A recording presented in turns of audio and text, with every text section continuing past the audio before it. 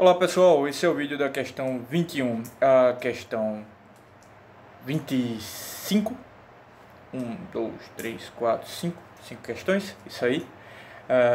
Estamos já acabando, pesado, viu? Pesado, muito tempo de gravação aqui, desistindo de um, voltando para outro, complicado, mas a gente vai andar, vai rolar, chego já está postado aí para vocês. De qualquer forma, essa questão é uma questão com texto longo. Recomendo sempre a leitura do texto, não deixem de ler o texto de forma alguma. E eu vou fazer a leitura acompanhando aqui com vocês para a gente ver o que é que o enunciado pede. Olha, agora também a leitura, garanto a vocês que se vocês só fizerem uma leitura, vocês vão ter um melhor aproveitamento. Então, como é que a gente faz para ter um aproveitamento melhor, sabendo que você só vai poder ler uma vez? Pensando no tempo, né, de resolução, de prova, de Enem e tal. Como é que a gente faz? A gente lê primeiro o enunciado para depois fazer a leitura do texto. Principalmente essas questões com um texto grande. Então vamos para o enunciado primeiro para já ler o texto sabendo qual é a demanda. Tá? Para a caracterização do processo político durante a Primeira República, utiliza-se com frequência a expressão política do café com leite. No entanto, os textos, esses aqui que estão acima do Boris Fausto e do Topic, apresentam a seguinte ressalva à sua utilização, a utilização do termo política do café com leite, né? Vamos lá, ler primeiro do Boris Fausto. Até que ponto, a partir das posturas e interesses diversos, as oligarquias paulistas e mineiras dominaram a cena política nacional na Primeira República? A união de ambas foi um traço fundamental, mas que não conta toda a história do período. A união foi feita com a preponderância de uma ou outra das duas facções.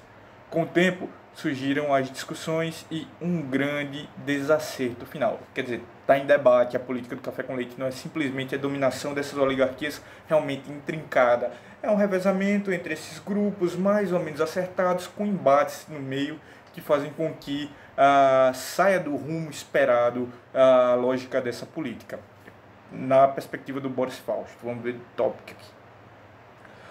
A imagem de um bem-sucedido acordo café com leite entre São Paulo e Minas Gerais, um acordo de alternância de presidência entre os dois estados, não passa de uma idealização de um processo muito mais caótico e cheio de conflitos. Olha, está dizendo aí que era complicado, não era simples assim não.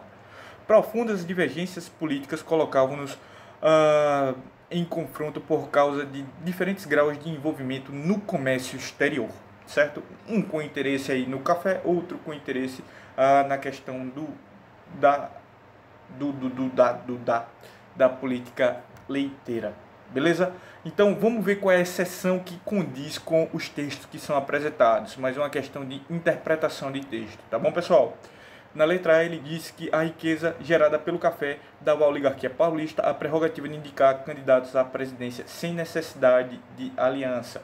Não é isso que o texto diz. Diz que a aliança com Minas é necessária, uma vez que Minas Gerais, olha, o MG, é o que? É o maior curral eleitoral do Brasil. Até hoje, Minas eu acho que tem a maioria, ou é o estado que tem mais eleitores do Brasil. Não tenho certeza não, mas se não é o que tem mais, é um dos que tem mais. Minas é um estado muito grande, muito urbanizado, também com território rural bastante extenso. E aí tem várias dinâmicas sociais atuando ali que fazem com que seja um estado-chave nas eleições para presidente da República.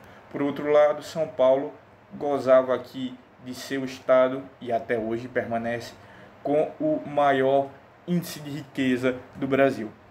Então a aliança aqui fazia muito sentido e era muito necessária para os dois grupos políticos prevalecerem sobre a cena política nacional. Letra A então está falsa. Letra B.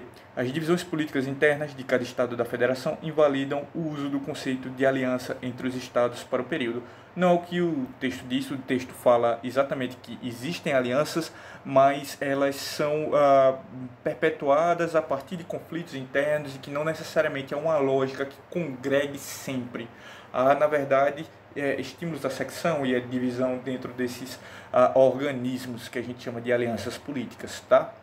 E ele não fala em nenhum momento no texto, em nenhum dos textos, sobre divisões políticas internas entre os estados. Ele está falando sobre o enfrentamento das próprias oligarquias que compõem a política do café com leite. Letra C. A disputa política do período contradiziam a suposta estabilidade da aliança entre mineiros e paulistas. Letra C, de correto. Beleza? Letra C está certa, mas vamos ver por que a D não é. A centralização do período no Executivo Federal impedia a formação de uma aliança duradoura entre as oligarquias. É falso, porque, querendo ou não, com conflitos internos ou não, a política do café com leite é uma política de quase 30 anos, tá? De centralidade na vida política do Brasil. Letra E, então falso aqui. Letra E, a diversificação da produção e a preocupação com o mercado interno unificaram os interesses das oligarquias. Falso, não há diversificação na produção, há uma diversidade muito limitada na orientação de uma para a produção cafeeira e outra para a produção leiteira, e a preocupação com o mercado interno não condiz de forma alguma com os interesses da oligarquia cafeeira, que tem um preceito muito mais voltado para agroexportação do que para a política econômica interna brasileira. Tá bom? Letra C é a correta. Vamos aí para a questão número 22. Questão curtinha, maravilha, daquelas que eu gosto porque passa rápido. Vamos ler aqui. O final dos anos 1920 e o início dos 1930 foram marcados por uma crise financeira generalizada, agravada pela quebra da Bolsa de Valores de Nova York, que no Brasil afetou mais fortemente. Letra A economia cafeeira. Não tem nem conversa, porque nesse contexto da década de 20 para a década de 30, é o fator econômico predominante na economia brasileira a produção cafeeira. E ela é extremamente dependente do consumo exterior. É vendendo café para os Estados Unidos que a economia brasileira se mantém, tá bom? Então isso é central, principalmente para os Estados Unidos, mas a gente pode falar também dos países da Europa de um modo nem geral, nem genérico, né? Ou genérico ou geral. Só não fala de Inglaterra, porque a Inglaterra toma sua cafeína a partir do chá, tá bom?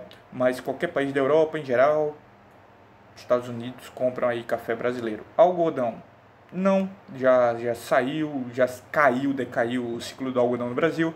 A manufatura açucareira, não, porque já não tem mais produção manufatureira no Brasil, em tese, né? Pelo menos são produções industriais. E a cana-de-açúcar ainda não tem o seu segundo ciclo de auge, que é a partir da década de 70, com a crise dos combustíveis fósseis, que perpetua-se para a década de 80, e tem um plano pró-álcool, tudo mais, e aí vai ser um boom de consumo de cana-de-açúcar para a produção de álcool, mais para o mercado interno, não para o mercado internacional. Obviamente não seria afetado pela crise, é a crise da produção petrolífera que vai afetar e estimular a produção de álcool no Brasil, ali durante o período da ditadura militar, não tem nada a ver com esse contexto. E a indústria automobilística, errado, o Brasil nunca produziu carro para vender no exterior. A produção de carro brasileira é a partir, geralmente, tem uma ou outra montadora nacional na história, tipo a Gugel, mas em geral de multinacionais que se instalam aqui no Brasil e colocam esses carros para vender no mercado nacional. Então, nenhuma das assertivas também não compõe, porque eu tenho na letra A assertiva correta, a política da economia cafeeira, da valorização do café, está ligada aí a essa crise de 29, a gente já cansou de ver isso, então tanto faz. Mas uma questão com um texto grande, então vamos ler primeiro o enunciado para entender qual é o comando da questão e depois voltar para a questão especificamente, vai fazer com que fique mais fácil a gente extrair do texto o que a gente precisa. Com relação ao processo democrático do período registrado no texto, é possível afirmar que, então, primeiro a gente tem que entender qual é o período que está sendo dito no texto e qual é o processo democrático que a gente registra nesse período. Provavelmente, como está na série de questões, deve ser uma questão relacionada à República Velha. Vamos dar uma lida e entender. 23, então. A figura do coronel era muito comum durante os anos iniciais da República, principalmente nas regiões do interior do Brasil. Normalmente tratava-se de grandes fazendeiros que utilizavam de seu poder para formar uma rede de clientes políticos e garantir resultados de eleições. Era usando o voto de cabresto, por meio do qual o coronel obrigava os eleitores de seu curral eleitoral a votarem nos candidatos apoiados por ele. Os candidatos apoiados por ele. Fechou a frase. Eu estou lendo de um jeito muito doido, às vezes fica meio sem sentido, foi mal. Como o voto era aberto, os eleitores eram pressionados e fiscalizados por capangas para que votassem de acordo com os interesses do coronel. Mas recorria-se também a outras estratégias, como compra de votos, eleitores fantasmas, trocas de favores, fraudes na apuração dos escrutínios e violência. Massa, então, sobre o processo democrático do período registrado no texto, é possível afirmar que, letra A, o coronel se servia de todo tipo de recursos para atingir seus objetivos políticos. Será? Deixamos aqui como uma dúvida. Passemos para a próxima.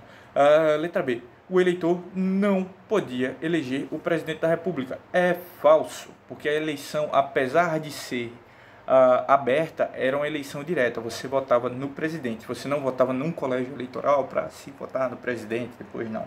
Era voto direto para presidente. Letra C. O coronel aprimorou o processo democrático ao instituir o voto secreto. Não, o coronel se valia do voto aberto para pressionar a sua clientela política a votar em quem ele bem quisesse.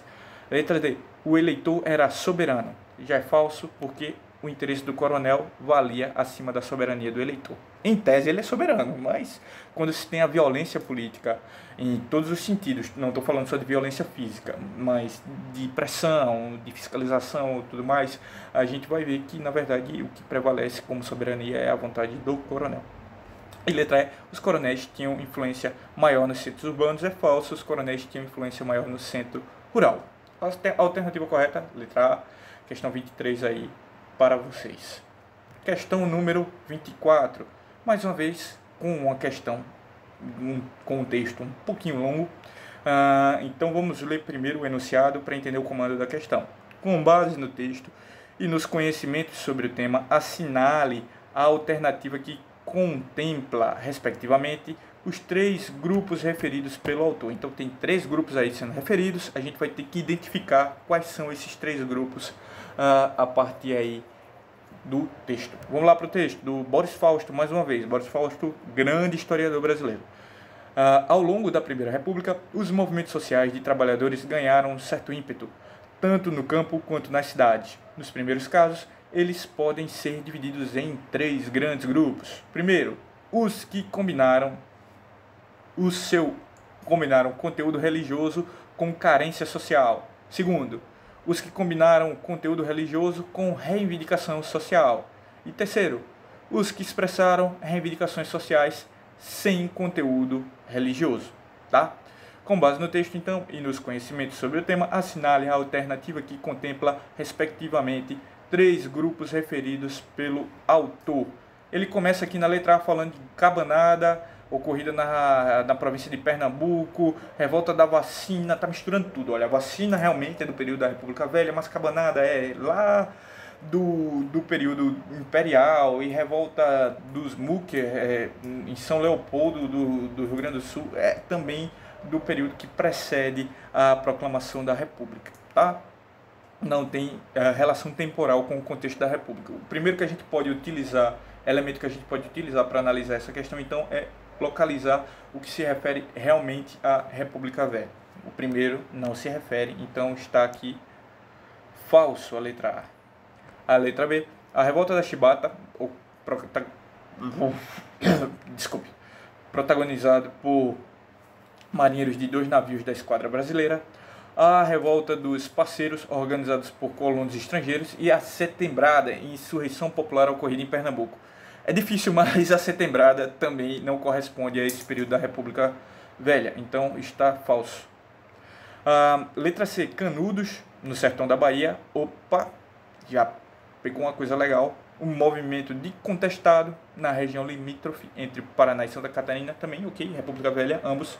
E as greves por salários e melhores condições de trabalho ocorridas nas fazendas de café de São Paulo. Pô, bacana, faz todo sentido, tá aí ligadinho à República Velha. Vamos deixar ele aqui paradinho para depois a gente fazer uma comparação com o que ele fala lá, o Boris Fausto. Letra D, a balaiada, tá errado já, a balaiada é império, já não precisa nem ler o resto. Revolta dos Maragatos, até tem a revolta da Degola, né? Tá na República Velha, e a rebelião comunista. ah, não tem essa rebelião comunista, não. Ela simplesmente não existiu, é uma coisa inventada. E se tivesse intentona comunista, que não aconteceu em São Paulo, tá? Ela aconteceu no Rio Grande do Norte, Rio de Janeiro e Recife, faria sentido, mas ela não acontece em São Paulo, então não faz muito sentido, não. E ela também é da Era Vargas, não se encaixaria temporalmente com o contexto que está sendo descrito. E letra E, revolta baiana, ocorrida na Bahia. Nossa, imagina aí uma revolta baiana acontecida no Rio Grande do Sul, ia ser muito interessante. Ceará e outras províncias nordestinas. Porque tem a Revolução Pernambucana que acontece em outros lugares, mas você tem que pensar que os outros lugares eram Pernambuco também, Ceará, Paraíba e tal. Então ele está querendo fazer essa jogadinha, a Revolta Baiana com a Revolução Pernambucana de 17 ou a de 24, que se estende para as províncias anexas de Pernambuco, Paraíba, Rio Grande do Norte e Ceará, que era tudo Pernambuco, na verdade, é o grande Pernambuco histórico. Tá? Então tá falso porque nem existe, é uma doideira aí que inventaram. A rebelião armada ocorrida em Pernambuco. Que rebelião armada ocorrida em Pernambuco? Pernambuco tem 100 revoluções. Você tem que dar nome. Revolução armada em Pernambuco. Todo final de semana tem uma. Tá? Então não bata aqui. Sabe nada é também do período imperial, ali, mais especificamente do período regencial. Então não preciso nem observar direitinho a correlação com os grupos apresentados pelo Boris Fausto, porque eu já sei que é a letra C. Mas, só para confirmar, ele fala que o primeiro grupo combinava conteúdo religioso com carência social. Aí estamos falando realmente de Canudos, o pessoal ali sofrendo da miséria, no sertão, levado aí por Antônio Conselheiro para formar um arraial. Tá com sentido. Os segundos que combinaram conteúdo religioso com reivindicação social. O pessoal de Contestado queria manter suas terras, lutando ali contra a construção de uma ferrovia, liderado pelo José Maria, que era um líder também de cunho messiânico, então tá batendo legal, valeu. E o terceiro, os que expressavam reivindicações sociais sem conteúdo religioso, e aí estamos falando dos imigrantes italianos, quem assistiu Terra Nostra e tal, sabe do que a gente tá dialogando aqui, tá? Terra Nostra não é da geração de vocês, né? Foi mal, professor idoso, é difícil. A vida está complicada. Então, letra C, a assertiva correta, beleza? 25ª questão. Estamos falando aí já sobre Pearl Harbor. Ou seja, já estamos debatendo Segunda Guerra. Houve aí uma troca de conteúdos. A partir de então, só vamos trabalhar com a Segunda Guerra. Questão 25, então, às 6 da manhã do dia 7 de dezembro de 1941, aviões japoneses bombardearam a base aérea de Pearl Harbor, norte-americana de Pearl Harbor, no Havaí. A ofensiva iniciava o avanço japonês, que 8 meses depois controlava parte significativa do Oceano Pacífico. Sobre os conflitos na Pacífico, ficou feio, hein? No Pacífico, durante a Segunda Guerra Mundial, pode-se dizer que, letra A, demonstraram a instabilidade política do Pacífico e do Sudoeste Asiático, antes dominados principalmente pela França e Inglaterra, e alvo durante a guerra dos interesses norte-americanos e japoneses. Essa 25ª questão já começa nos dando a assertiva correta, não tem nem muito o que fazer, letra A está certo. A situação no Pacífico era instável, uma vez que as grandes potências que atuavam na região, França e Inglaterra, estavam sucumbindo já numa Segunda Guerra Mundial, a França já invadida, dominada pelos nazistas, a Inglaterra sem poder de reação sozinha para os nazistas, e ali se enfrentavam dois grandes impérios que começavam a se expandir para aquela região, os norte-americanos de um lado e os japoneses do outro. Letra A é a correta, mas vamos ver porque as outras não estão tão corretas assim. Letra B. Ilustram o combate de japoneses e norte-americanos contra chineses e soviéticos. Falso. Soviéticos lutaram do lado dos Estados Unidos, tá? Japoneses realmente lutaram contra chineses, mas não tinham alianças com norte-americanos. Está meio confuso, bagunçado, não faz nenhum sentido essa letra B, de bocó, de bobo. Você não pode cair nela porque está muito fácil de se ligar que não tem nada a ver. Letra C. Desembocam na explosão das bombas atômicas de Hiroshima e Nagasaki, responsáveis pela vitória final dos aliados sobre os países do eixo e pela rendição incondicional de Alemanha e Japão. essa aqui é uma fuleiragemzinha. Eu vou explicar para vocês o que é que está nessa fuleiragem. De fato, esse conflito desemboca na explosão das bombas atômicas, tá? Mas não é ela que é responsável pela vitória final dos países aliados sobre os países do eixo. A rendição da Alemanha acontece antes do ataque a Hiroshima e Nagasaki no Japão. Então, o que vai dar a vitória sobre o eixo de um modo geral, e depois a guerra se coloca só como uma guerra no Pacífico, a Rússia vai declarar guerra ao Japão, vai começar a atacar pelo norte, libertar a Coreia do Norte e se encaminhar para libertar a Coreia do Sul, tudo mais. Eu esqueci como eu comecei essa frase. O que vai dar a vitória sobre os países do eixo é a invasão a Berlim das tropas soviéticas. Tá bom? Letra D. Iniciam uma sequência de combates aéreos e navais, dos quais participam ativamente todos os países envolvidos na guerra, principalmente, ou especialmente melhor, Alemanha e Itália. Tá falso, Alemanha e Itália lutaram na África e na Europa. Não lutaram ali no Pacífico, não. Tá errado. Tá bom? Letra E. Se você considerar o pedacinho da Rússia, do Cáucaso ali embaixo, uma parte da Ásia, forçando, a Alemanha lutou na Ásia também, mas não no Pacífico. De fato, não. Tá? Então, letra D, errado. Letra E. Abrem espaço para a proliferação do islamismo. Não, o islamismo já está assentado ali na região, nas Filipinas, no Paquistão. Isso é uma coisa histórica, é uma difusão desde a época do Império Árabe. A gente está falando aí do período medieval. Não tem nada a ver. A letra E é errada. Tá? Então, tá tudo errado. Tudo errado também. Só sobra essa de certo. A assertiva correta é a letra A. Tá bom, pessoal? Mas a gente fecha aqui esse vídeo. Daqui a pouco chega outro vídeo aí para vocês com as 5 últimas questões. Estou aqui no gás, numa vibe, para a gente gravar rapidão isso e acabar.